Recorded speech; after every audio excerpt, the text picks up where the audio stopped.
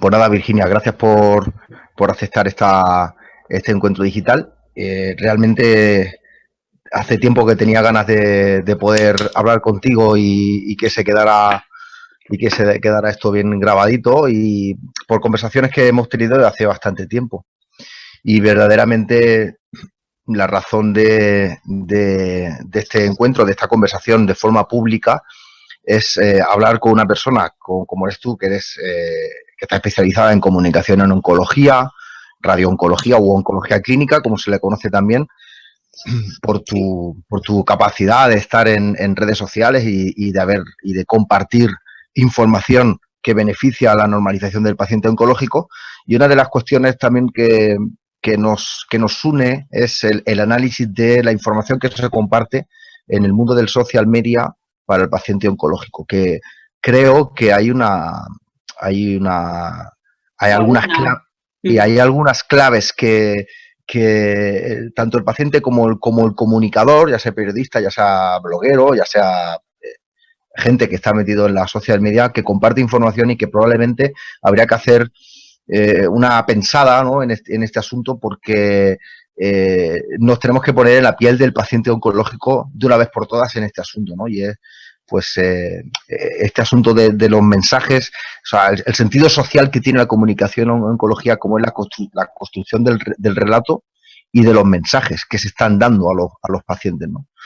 Y en ese sentido creo que tú eres una persona que en España y en el mundo hispanoamericano puedes alumbrarnos, ¿no?, mucho en ese sentido. Entonces, bueno, si quieres, hablamos sobre varios temas de los que íbamos hablando, y una de las razones estas es qué está pasando, bueno, preguntaría lo primero es, ¿qué diferencia hay de los mensajes que se pueden, de los archivos, los artículos, la información que se publica en medios de comunicación, en las redes sociales, qué diferencia hay del paciente oncológico respecto al resto de los pacientes? Bueno, porque existe dijéramos, el cáncer lleva asociado un potencial de enfermedad grave, ¿no?, de un potencial de mortalidad. Y entonces eso le distingue de otras patologías y hace que el paciente pues tenga mayor impacto y se plantee pues una serie de preguntas que a lo mejor no se lo plantea con otro tipo de enfermedades, dijéramos que son entre comillas más banales o que son más crónicas o que son más comunes. Yo creo que básicamente es eso. Y luego también que, al menos en nuestra sociedad latina, hay una conspiración del silencio, ¿no? Como que queremos proteger al enfermo oncológico de que no sepa determinadas cosas, de que no sepa la gravedad de su enfermedad, de escondérselo, aunque eso es una cosa que está cambiando, ¿no? Y eso sí que nos distingue con respecto a los países sajones, que sí que lo tienen mucho más normalizado que nosotros. ¿A qué te refieres? ¿Qué es lo que está pasando en el mundo anglosajón con esta asunción? Pues que ellos hablan con total naturalidad e incluso hablan de pronóstico, de diagnóstico, y nosotros ese paso todavía no lo hemos dado. Yo creo que todavía hay una parte que se esconde, aunque ya ha cambiado mucho. O sea, yo me acuerdo al principio, cuando yo era residente, que siempre te venía el familiar detrás diciendo, oye, no le digas nada, que él no sabe nada, y los pacientes no son tontos, o sea, entienden que algo se les está ocultando. Y yo pienso que si se les oculta el verdadero nombre de la enfermedad, o sea, llamarle cáncer, o decir exactamente, dosificando la información exactamente, pero diciendo las cosas claras, el paciente puede responder mejor que si no sabe lo que le pasa, ni por qué le estamos tratando. Una de las diferencias que hay del paciente oncológico respecto al resto de los pacientes, que tú lo has definido como que tiene un potencial de mayor impacto en cuanto al tema de que en todo su diagnóstico y su tratamiento hay un potencial de mortalidad, también influye en la educación para la salud que los profesionales sanitarios deben de emplear en la comunicación que hacen con el paciente de forma directa o de forma indirecta. Tú eres especialista en tu consulta de oncología clínica en hablar con el paciente, ¿no?, de qué es lo que le está pasando en su tratamiento, en la radiooncología y juntando todo lo que es todo el tratamiento oncológico, ¿no? Sí. Tú eres experta en esa situación porque recibes al paciente en la consulta y le cuentas qué está pasando, qué puede pasar, qué probabilidades hay. Y ahí hay una cuestión en la educación para la salud desde los profesionales sanitarios y es la normalización, que se llama, del Sí. paciente oncológico. Esa es una gran diferencia respecto al resto de los pacientes. La normalización del paciente de dermatología o de traumatología no tiene esa posibilidad del potencial de mortalidad que tiene. Entonces, ¿qué diferencia debe de haber en esa educación para la salud impactada dentro de la comunicación con el paciente oncológico, tanto presencial como en las redes sociales, como en la social media, la comunicación de redes sociales o la comunicación que se hace desde los medios de comunicación? Yo pienso, y es una opinión personal, que los pacientes se les debe tratar de comunicar de una forma natural y tranquilizadora. También esperanzadora. Siempre hay que dar una puerta a la esperanza, incluso si es un paciente paliativo, ¿no? De dejarle siempre la puerta abierta de que hay cosas para hacer, de que no está todo perdido. Y eso es el mensaje más importante que se le debe dar. Y luego hay que tener mucho cuidado con determinados mensajes alarmistas, ¿no? O incluso demasiado esperanzadores. Sobre todo hablo, esto lo podemos tratar más adelante, pues todo el tema de investigación o todo el tema de nuevos fármacos o de nueva tecnología. Pero el paciente demanda esa información, la necesita. Sí, la necesita, pero cuando hablamos de cáncer hablamos de algo muy general, ¿no? Y en realidad son muchas enfermedades. Entonces, tienes que dar, cuando tú te pones en social media, tienes que mandar un mensaje generalista, un mensaje que pueda llegar o que pueda ser válido para todo el mundo. Y luego ya en la consulta o cuando el paciente esté con su médico ya particularizarás, ¿no? Ya le dirás exactamente, pues bueno, tu caso en concreto pues no tiene por qué ser igual que la mayoría, ¿no? Es un tema complejo, es un tema complejo. Pero yo creo que sí, que hay que ser natural, hay que ser claro y hay que intentar dar mensajes tranquilizadores, ¿no? Si nos ceñimos a la educación para la salud, que es un compromiso que todos los profesionales sanitarios tenemos y Sí. debemos de desarrollar, que quizás pudiera ser una de las grandes soluciones del sistema sanitario que tenemos, ¿no? Yo creo que sí, por supuesto. Porque uno de los grandes problemas del sistema sanitario, ya no abarco solamente a los pacientes oncológicos, sino a todo tipo de pacientes, a todos nosotros, es que el paciente pues tiene muchísima incertidumbre cuando está asistiendo a todo su recorrido, valga la expresión, a todo su recorrido asistencial, desde que va al primer médico, a la primera consulta, y luego se encuentra con el diagnóstico, con el tratamiento. Y hay muchísima incertidumbre que los profesionales sanitarios, a través de mensajes con educación para la salud, es decir, prevención, promoción de hábitos saludables, que eso es una cuestión clave en la normalización del paciente oncológico. La promoción de hábitos que el paciente que el paciente oncológico debe tener. Bien, ahora nos encontramos con muchos mensajes, mucha información que nos encontramos en las redes sociales y en medios de comunicaciones. El mensaje de el hábito saludable, que eso está muy bien, eso está perfecto, nos estamos encontrando con gente que se está especializando en comunicación oncológica, pero también nos encontramos con un problema que se detecta y es que hay información sobre tratamiento, es decir, farmacológico o radioterapéutico, a través de la radiología o de la radiooncología y de la innovación tecnológica. Por ejemplo, aparecen mensajes como que aparece un nuevo tratamiento que va a curar el cáncer de mama. Y ahora esa persona o esas personas, esos medios de comunicación que lo reflejan, que lo publican, quizás en el titular hay un problema. Y es que si ese paciente no tiene acceso a ese tratamiento o a ese diagnóstico mejor para su cáncer, se encuentra un paciente oncológico en el que puede pensar, ¿y a mí por qué no me llega esto?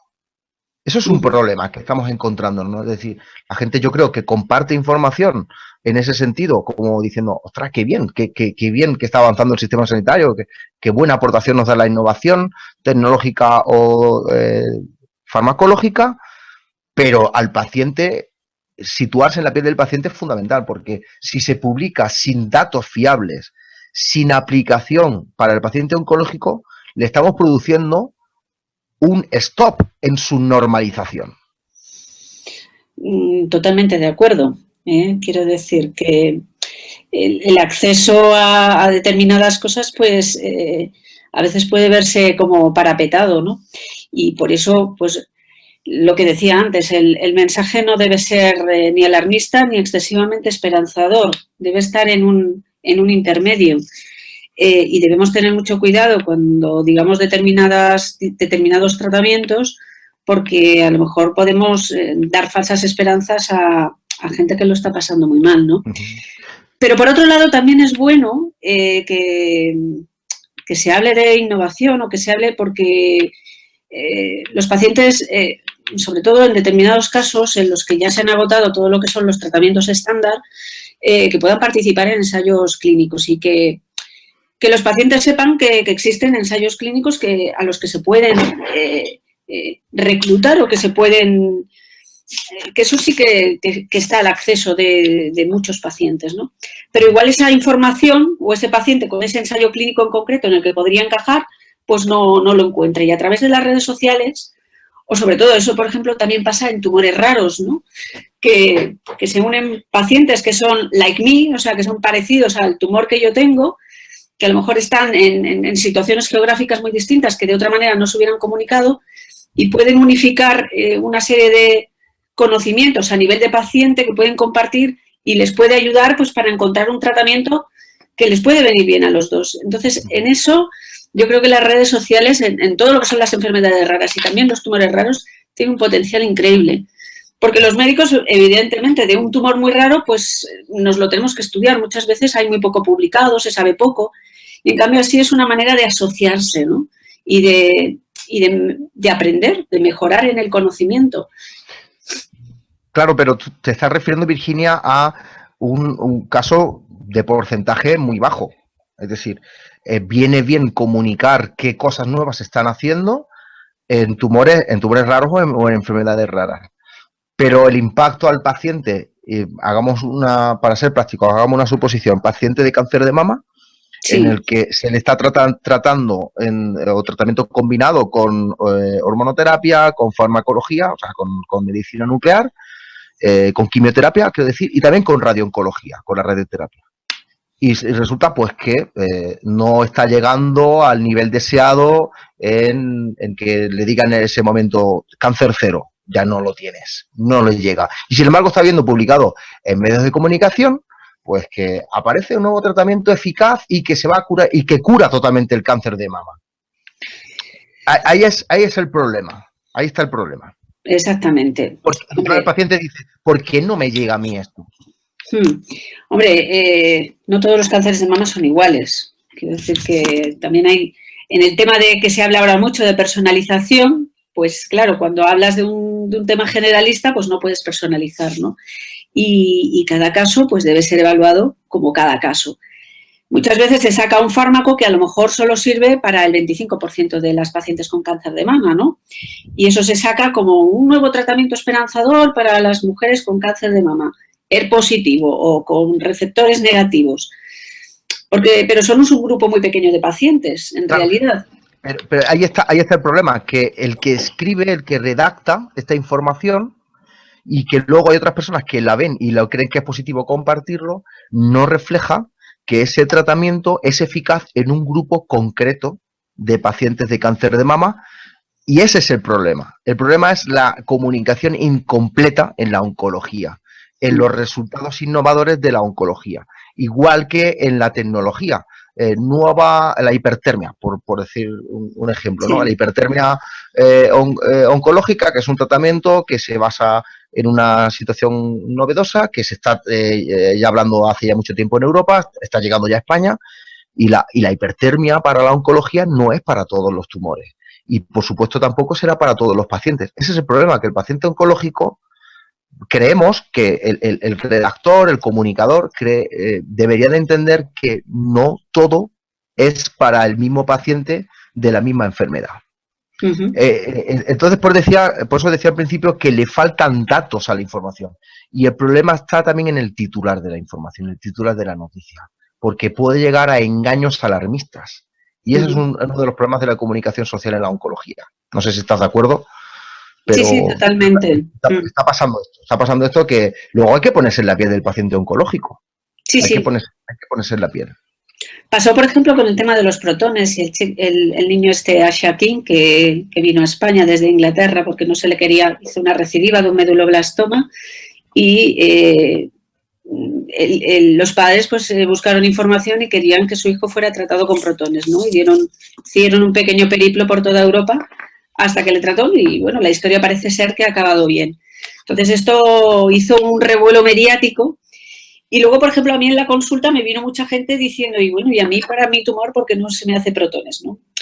Claro, hay que explicar muy bien quiénes son las personas que se pueden beneficiar, qué ventajas tiene ese tratamiento frente a otro, qué coste tiene, porque, claro, todo esto parece como que, oye, yo lo quiero para mí, ¿por qué no lo tenemos? ¿No? Y existen alternativas siempre a los protones. Los protones en pediatría pues tienen una ventaja diferencial a la radioterapia convencional. Y ese mensaje pues igual no llegó y sobre todo cuando es un niño con un problema oncológico pues impacta mucho a la población y causa mucho revuelo. Existe hace tiempo que se definió como el valor terapéutico de la comunicación al paciente. El valor terapéutico significa que una buena comunicación para la normalización de su enfermedad, de forma preventiva o de forma durante todo su proceso, tiene un valor terapéutico, tiene un efecto terapéutico en el paciente. El paciente se siente mucho más contento, se expresa su satisfacción porque entiende, porque ve que le están contando qué cosas tiene que hacer o qué le va a pasar durante todo su recorrido, ¿no?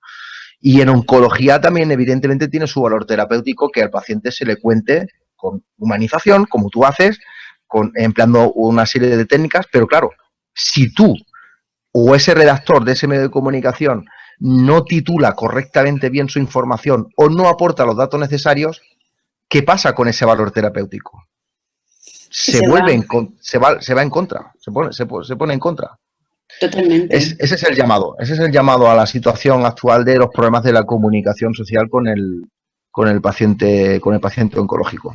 Por eso creo que los periodistas y los profesionales tenemos que ir de la mano para, por un lado, nosotros comunicar cada vez mejor, porque pienso que es un punto importante al que habíamos descuidado, y por otro lado, que los periodistas pues, nos den ese lado periodístico para que llegue el mensaje correctamente al paciente. No tenemos que hacer ahí un maridaje extraño para que esa comunicación fluya, pero tenemos que ir de la mano periodistas con nosotros. Yo lo veo así.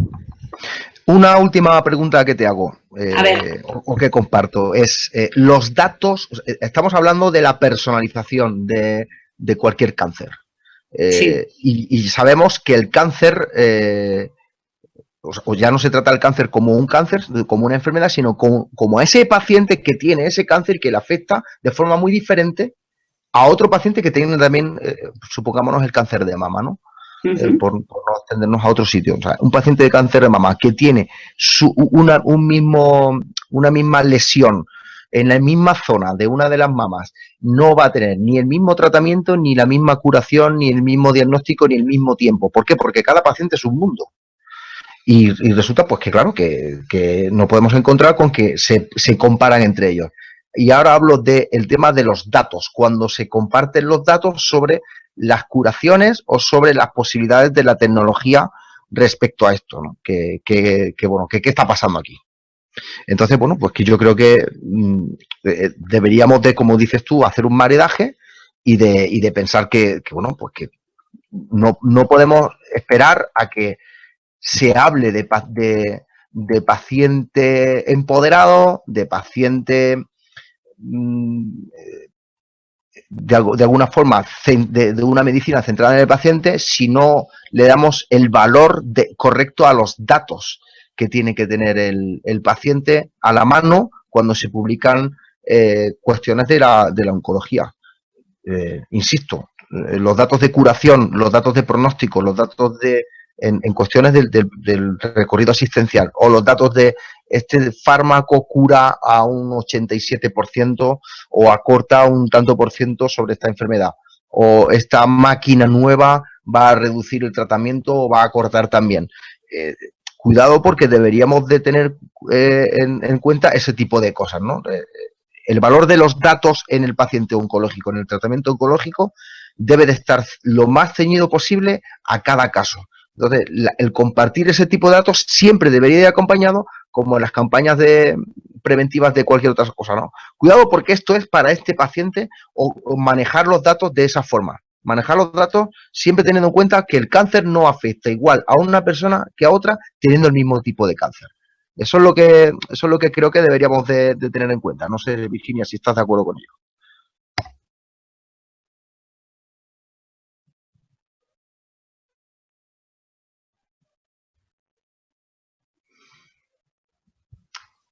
Virginia, no se te oye en este momento.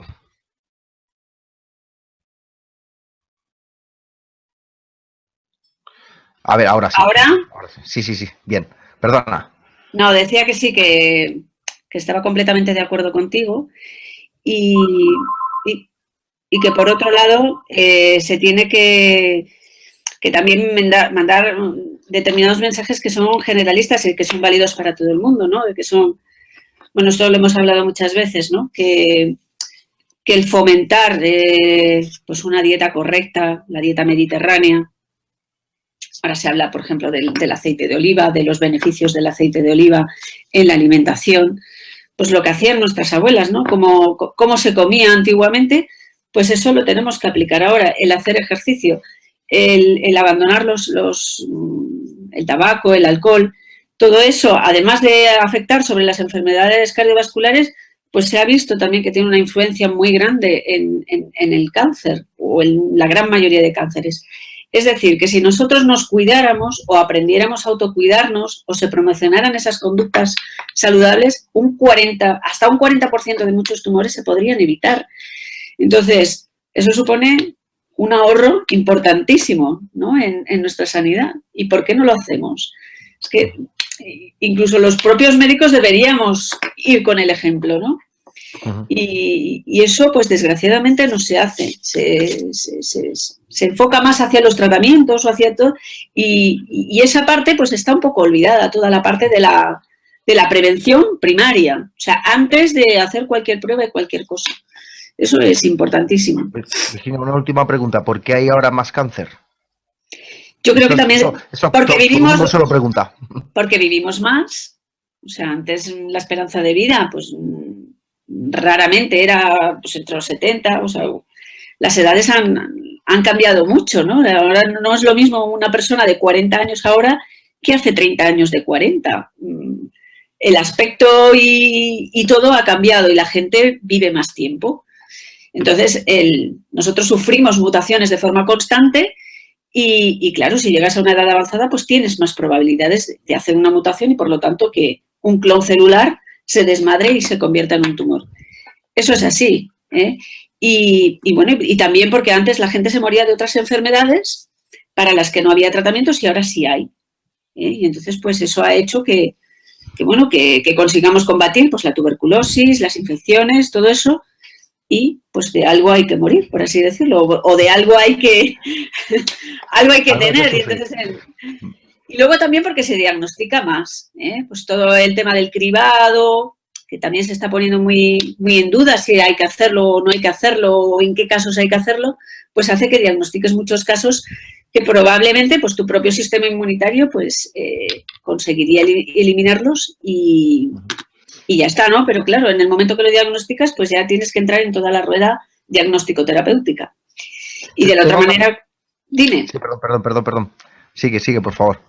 No, pues eso, que en el momento que entras en la rueda diagnóstica, aunque sea un precáncer o sea una lesión premaligna, pues ya ese paciente pues entra en esa rueda y supone un gasto que antes, pues por lo visto, pues no sabían. Por ejemplo, nos está pasando ahora mucho con la resonancia mamaria. Ahora en el cáncer de mama pues se está introduciendo, además de la mamografía, la resonancia y evidentemente es mucho más sensible. ¿Qué ocurre? Que si tienes diagnosticado, por ejemplo, un tumor de mama y ves varios nódulos en diferentes cuadrantes de la mama, pues haces la indicación de mastectomía. Antes, como solo lo veías por mamografía, un solo nódulo, conservabas la mama y hacías radioterapia. Se ha visto que desde que está la resonancia hay un índice mayor de mastectomías. Sin embargo, eso no está impactando en la supervivencia. Entonces, hay algo que está pasando, ¿no? Entonces, hay que tener cuidado con el sobrediagnóstico, algo que, bueno, este es un tema, otro tema a debatir.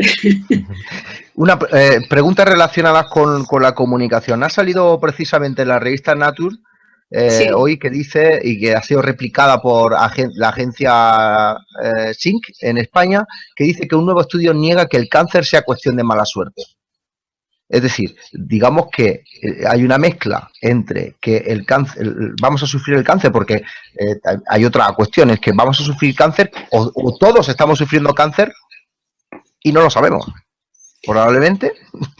Hombre, es que mutaciones tenemos constantemente y nuestro sistema inmunitario pues está alerta para decir, oye, que esta célula se ha desmadrado, vamos a hacer que desaparezca o que no nos produzca ningún problema, ¿no? Es decir, entonces, el problema es cuando tu sistema inmune no es capaz de identificarlo y crece, ¿no? El tumor de alguna manera se crea un escudo al sistema inmunitario y por eso crece. Entonces, eso es otra vía de investigación de por qué ocurre y por eso están avanzando ahora los tratamientos inmunológicos, ¿no? Para intentar a través de esa vía combatir los tumores.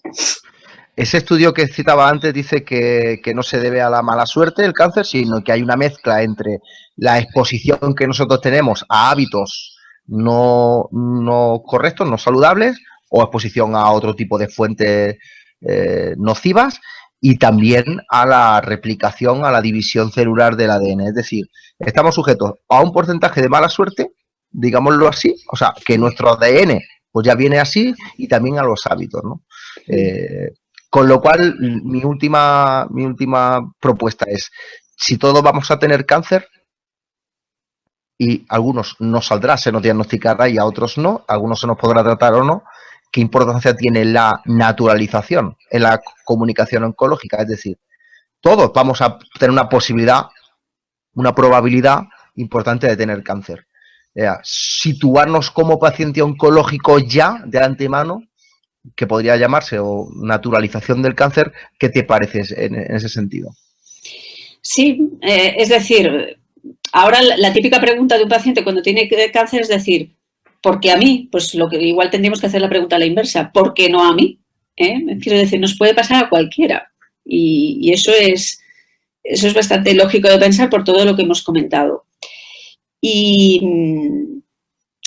no sé, creo que el otro día, el Día Mundial del Cáncer de Pulmón, había un oncólogo médico que dijo algo muy sensato, ¿no? Y es que si, por ejemplo, la gente dejara de fumar de repente, probablemente el cáncer de pulmón sería algo anecdótico. Y es que es cierto. O sea, tú ves las curvas de incidencia del cáncer de pulmón y desde que, bueno, por ejemplo, en España, desde que ha habido, debido a la ley antitabaco, menos gente que fuma, ha bajado la incidencia.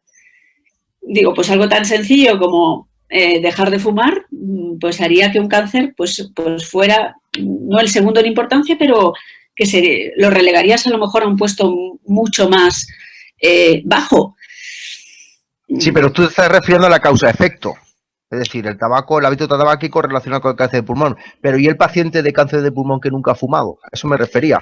Sí, pero por eso sería anecdótico, no llegaría al 5 o 10%. Y además esos tienen mejor pronóstico porque habitualmente tienen una serie de mutaciones ahora conocidas a los que se les pueden aplicar una serie de fármacos que responden mucho mejor que los que son fumadores. Entonces, creo que hay muchas buenas noticias, no solo para el que lo sufre porque ha fumado, sino para el que lo sufre que no ha fumado, ¿no? De que tiene un comportamiento distinto.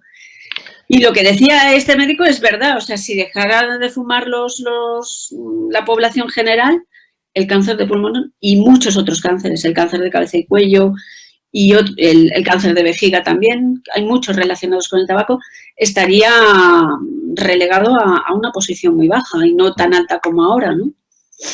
Una conclusión. Si vamos a tener todos cáncer o todos estamos sufriendo cáncer y vamos a tener que naturalizar. Potencialmente, Miguel Ángel. Potencialmente. Como mundo anglosajón, el tema del diagnóstico y el pronóstico, cuánto más es importante que midamos mejor cómo titulamos la información y cómo trasladamos ese relato de la novedad y de la innovación en oncología. Pues, no sé, ya lo he dicho antes, ¿no? Creo que debemos ir de la mano, profesionales y periodistas, a la hora de dar la información y, sobre todo, buscar titulares que sean realistas y que sean, dijéramos, válidos para la mayoría. Luego ya se personalizará, pero tienen que ser mensajes generalistas, no pueden ser mensajes que solo afecten a una pequeña población, porque entonces el resto se queda como excluido. ¿Y a mí por qué no? Claro. Muchas gracias, Virginia. Gracias a ti. Un placer. Igualmente. Un saludo. Adiós. Hasta luego.